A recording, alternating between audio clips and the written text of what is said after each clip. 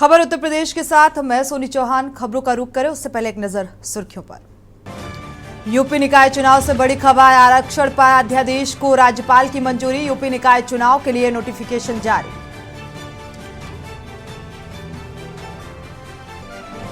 UP निकाय चुनाव को लेकर बीजेपी ने तैयार की रणनीति। ओबीसी वोटर्स में बढ़ाएगी पैठ, गांव-गांव चलो, घर-घर चलो अभियान।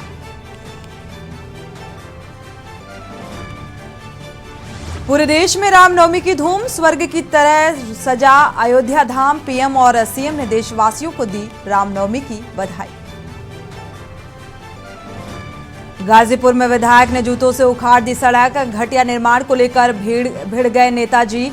सुभाषपा विधायक ने किया औचक निरीक्षण। कानपुर पुलिस कमिश्नरेट को बड़ी सफलता, बीओबी के लॉकर से चोरी हुए 70 लाख की ज्वेलरी बरामद। गोदरेज कंपनी का मेंटेनेंस कर्मचारी गिरफ्तार। देश में फिर बढ़ा कोरोना का खतरा, एक दिन में आए 3000 से ज्यादा मामले। स्वास्थ्य विभाग ने जारी किया अलर्ट। आप देख रहे हैं के न्यूज, खबरों का सारथी। खबरों की शुरुआत करते हैं। उत्तर प्रदेश में होने वाले नगर निकाय चुनाव के लिए नोटिफिकेशन जारी हो गया है।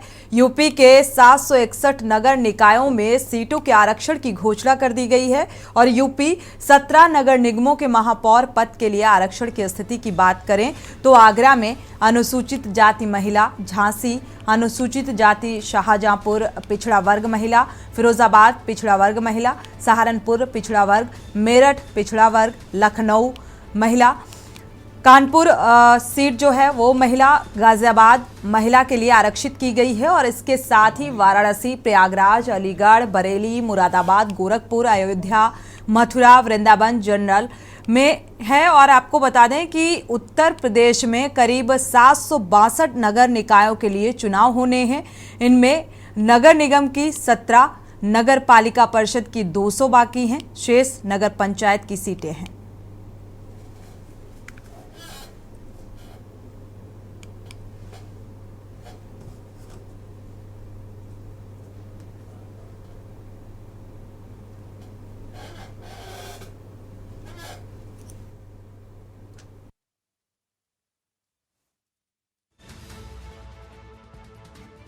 चुनाव को लेकर नगर निगम आरक्षण सूची जारी कर दी गई है।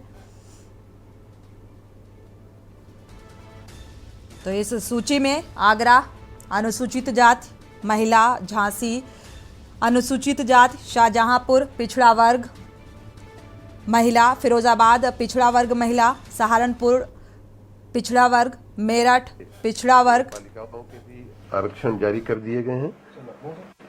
लखनऊ बताया मैंने, महिला जनरल उसमें कोई भी महिला लड़ सकती है, किसी भी जो जनरल होता है। उसी प्रकार नगर पालिकाओं का भी 199 का आरक्षण जारी कर दिया गया है और नगर पंचायतों में 544 का आरक्षण जारी कर दिया गया है। इस पूरी प्रक्रिया की कुछ जो हाइलाइट्स हैं वो मैं आपको बताना चाहूंगा कि ये जो आयोग के ने जो परिवर्तन करने का जो सुझाव दिया वो करने से क्या फायदे होते दिख रहे हैं या क्या बेहतरी होती दिख रही है, उसमें पहले 39 जनपदों में अनुसूचित जाति का कोई प्रतिनिधित्व नहीं था, जो पहले की व्यवस्था थी। नगर पंचायत की अभी मैं नगर पंचायत की बात कर रहा हूं, तो नगर पंचायतों में से 39 जनपदों में अनुसूचित जाति का कोई प्रतिनिधित्व नहीं था। अब जो है उसमें काफी ऐसे जनपदों में काफी कमी आई है और अब मात्र 14 जिले ऐसे बचेंगे 39 की जगह जिनमें ये समस्या रहेगी। पहले अनुसूचित जनजाति के लिए सिर्फ एक सीट आवंटित हो पाई थी, अब 2 सीटें, वैसे उनकी पॉपुलेशन कम है राज्य में, इसलिए ऐसा। सभी वर्ग की महिलाओं के लिए पूर्व में 182 सीटें आरक्षित थीं, अब 209 सीटें आरक्षित हो रही हैं नगर पंचायतों में। और अनंतिम अधिसूचना की दृष्टि से अगर देखा जाए तो 269 सीटों में आरक्षण में परिवर्तन हो रहा है नगर पंचायतों के, मतलब काफी सीटों में परिवर्तन हुआ है। उसी प्रकार से नगर पालिका परिषद में अगर हम आवे तो 6 मंडलों की नगर पालिका परिषदों में अनुसूचित जाति का कोई प्रतिनिधित्व पहले नहीं था। अब जो है ज्यादातर मंडलों में हो गया है, खाली 2 मंडल ऐसे रहेंगे जहां ये समस्या रहेगी। ये अभी हम बता देते हैं आपको। 16 मंडल, दो कौन से हैं वो निकालो। पूर्व में एक मंडल ऐसा था, देवीपाटन मंडल, जिसमें ओबीसी का कोई देवीपाटन ही है, देवीपाटन मंडल जिसमें पिछड़ा वर्ग का कोई प्रतिनिधित्व नहीं था। वर्तमान में सभी में। और इसी खबर पर हमारे ब्यूरो चीफ मनीष श्रीवास्तव जुड़े हुए हैं ज्यादा जानकारी के लिए। मनीष, अगर देखा जाए तो इस बार सीटों में बड़ा परिवर्तन भी देखने को मिल रहा है जिस तरीके से ये सूची सामने आई है। बिल्कुल सोनी, आपको बता दें कि जिस तरह से पिछड़ा वर्ग आयोग ने अपनी रिपोर्ट सबमिट की थी, इसी को लेकर के विवाद हुआ था, जिसके बाद सुप्रीम कोर्ट के ऑर्डर के आने के बाद पिछड़ा वर्ग आयोग का गठन हुआ और उसने अपनी रिपोर्ट सबमिट की।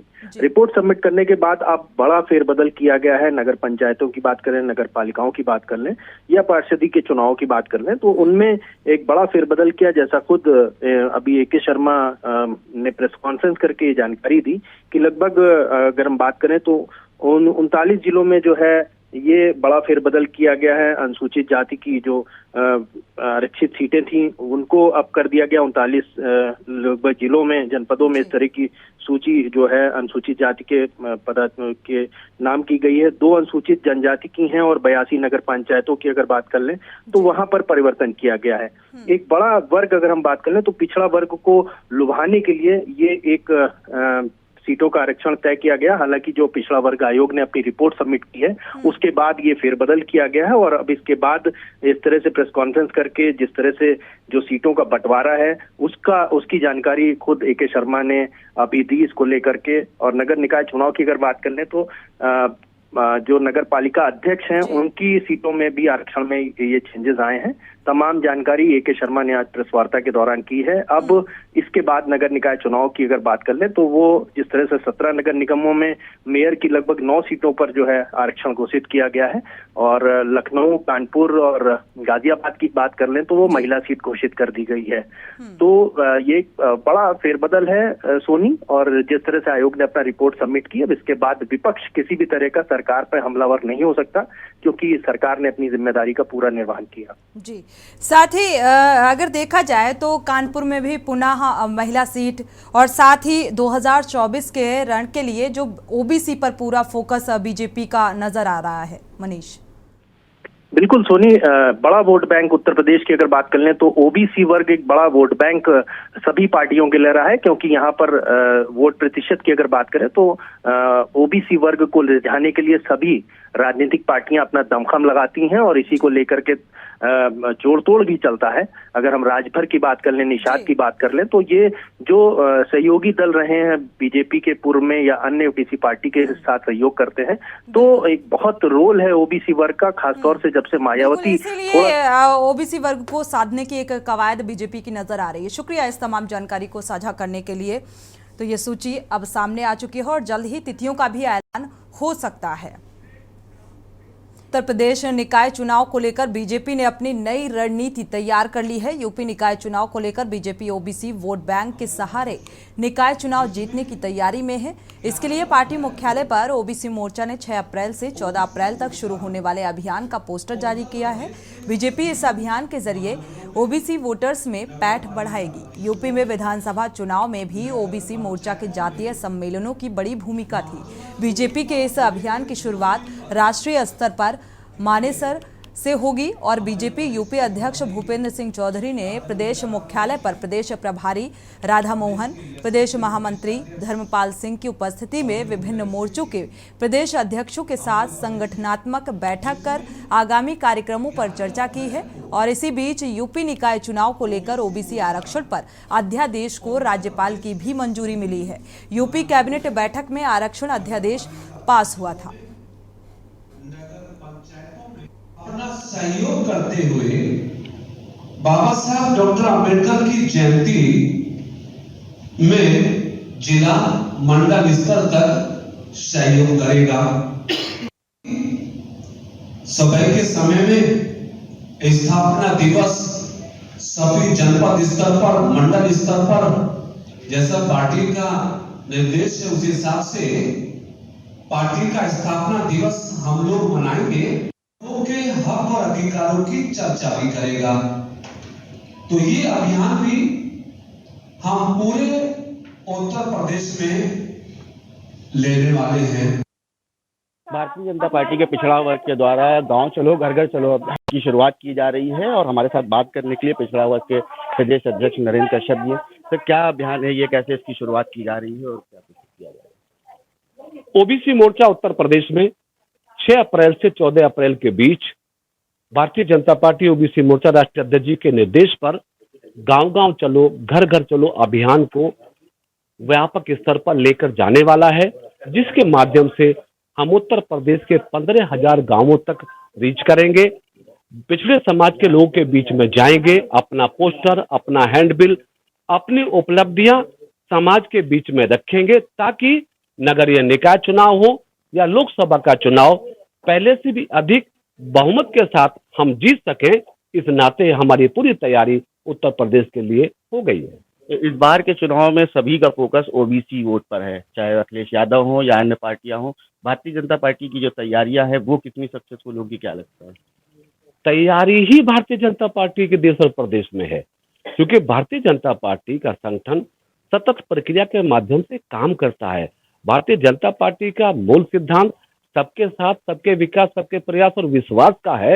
इसलिए देश भी और प्रदेश भी संगठन पर भरोसा करता है, विचार पर भरोसा करता है, देश की प्रदेश की सरकार की जो बड़ी कामयाबी है उन पर भरोसा करता है। इसलिए भारतीय जनता पार्टी के लिए देश में या प्रदेश में अब हर चुनाव आसान रहने वाला है। जातिगत जनगणना को लेकर क्या विचार कर रही है भाजपा? जाति जनगणना केंद्र का विषय है, जब पार्टी ठीक समझेगी उस पर निर्णय लेगी। तो ये थे हमारे साथ कश्यप, जिन्होंने बताया कि जो अभियान है उसकी शुरुआत की जा रही है ताकि निकाय चुनाव हो या अन्य चुनाव सभी में भारतीय जनता पार्टी और भी मजबूती से जीत सके और अपनी सरकार बना सके। लखनऊ से जोहैब आलम, न्यूज़। है खबर का कानपुर से बड़ी खबर आपको बता दें, पुलिस कमिश्नरेट को एक बड़ी सफलता हाथ लगी है। बैंक के लॉकर से जेवरात चोरी होने के मामले का खुलासा हुआ है। पुलिस ने मामले के एक आरोपी को गिरफ्तार किया है। लॉकर मेंटेनेंस करने वाला राहुल शुक्ला गिरफ्तार हुआ है। लॉकर मेंटेनेंस का जो काम करता था उसी ने इस पूरे घटनाक्रम को अंजाम दिया। गोदरेज कंपनी को लॉकर मेंटेनेंस का टेंडर था। गोदरेज कंपनी का मेंटेनेंस कर्मचारी गिरफ्तार हुआ है। आरोपी से लगभग 70 लाख की ज्वेलरी बरामद की गई है। लॉकर से सितंबर 2021 में चोरी हुई थी। 24 मार्च को लॉकर ऑपरेट करने पर पता चला कि चोरी हुई है। नौबस्ता थाना क्षेत्र के बीओबी के लॉकर से इस चोरी की वारदात को इसने अंजाम दिया था। पुलिस कमिश्नरेट को एक बड़ी सफलता हाथ लगी है। इस पूरे मामले का खुलासा और इस आरोपी को गिरफ्तार किया गया।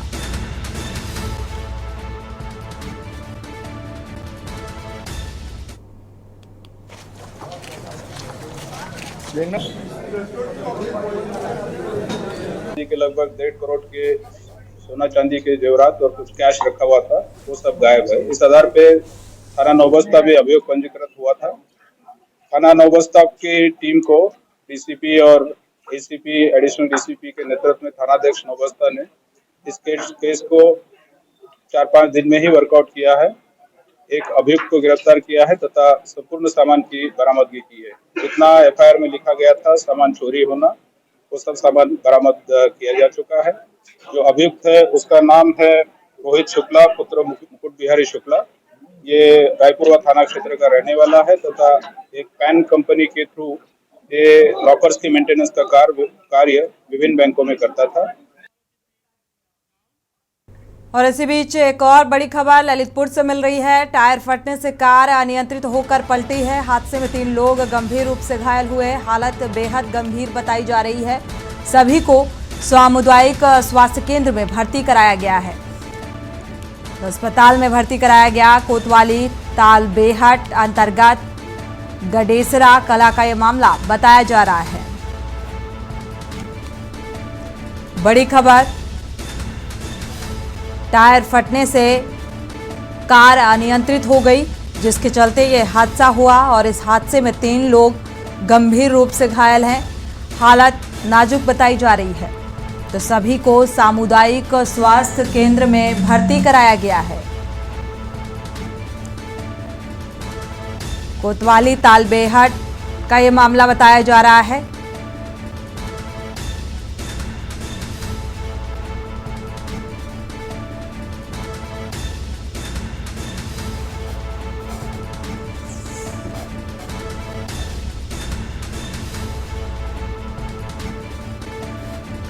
इस हादसे में गंभीर रूप से घायल हैं, अस्पताल में भर्ती कराया गया है, इलाज जारी है। ललितपुर से बड़ी खबर,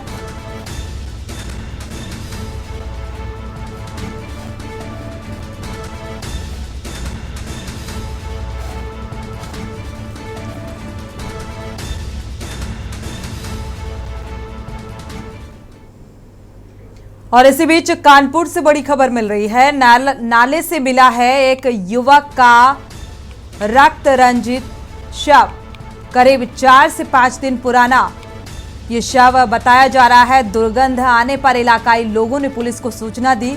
अभी तक मृतक युवक की शिनाख्त नहीं हो पाई है, तो बॉडी पर दर्जनों चोट के निशान पाए गए हैं। पुलिस ने शव को पोस्टमार्टम के लिए भेज दिया है।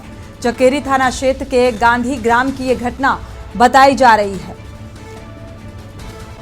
तो खून से लथपथ शव मिलने से इलाके में सनसनी फैल गई। दुर्गंध आने के बाद इलाकाई स्थानीय लोगों ने पुलिस को इस बात की सूचना दी।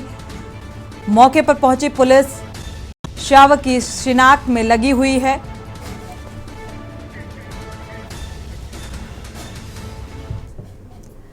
खबर गाजीपुर से है, जहां जखनिया से सुभाषपा विधायक बेदीराम का एक वीडियो तेजी से वायरल हो रहा है, जिसमें विधायक एक सड़क पर जूता रगड़ते नजर आ रहे हैं और जूता रगड़ने से सड़क उखड़ती नजर आई।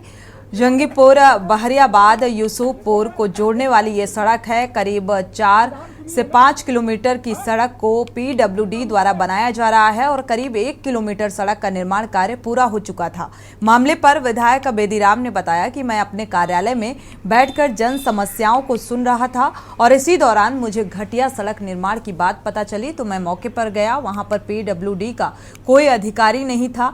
मैंने ठेकेदार से इस बाबत पूछा और पीडब्ल्यूडी के उच्च अधिकारियों से बात की। सड़क मानक के अनुरूप नहीं बनाई जा रही है और ऐसा निर्माण हो रहा था कि वो 1 साल क्या 6 महीने भी नहीं चलती। इससे सरकार और मेरी दोनों की बदनामी होती। मैंने जब इस मानक विहीन निर्माण के बारे में सुना तो जाकर उसे रोका है।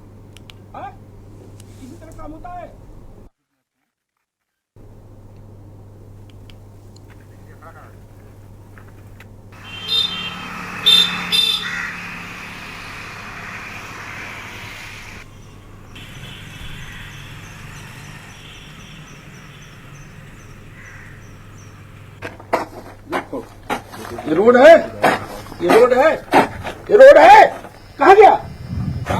ये रोड बनाए हो, ये रोड बनाए हो, बाजार बना रखे हो। ये रोड है, ये रोड है, ये रोड है, ये रोड है, रोड बना रखे हो। ये ठेकेदार तुम ही हो ना? हाँ, तो इसी तरह काम होता है।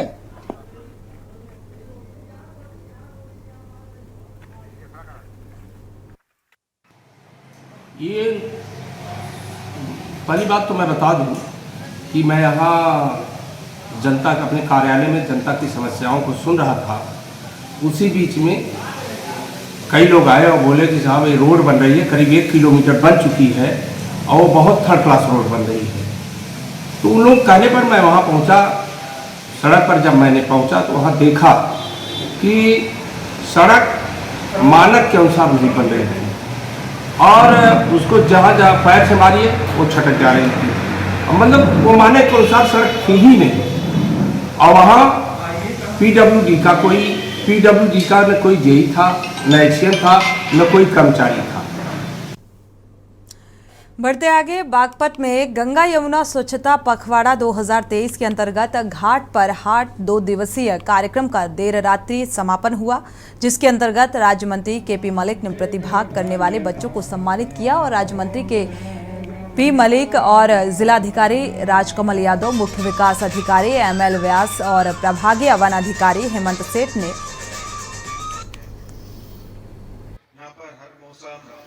हर प्रकृति का सौंदर्यकरण।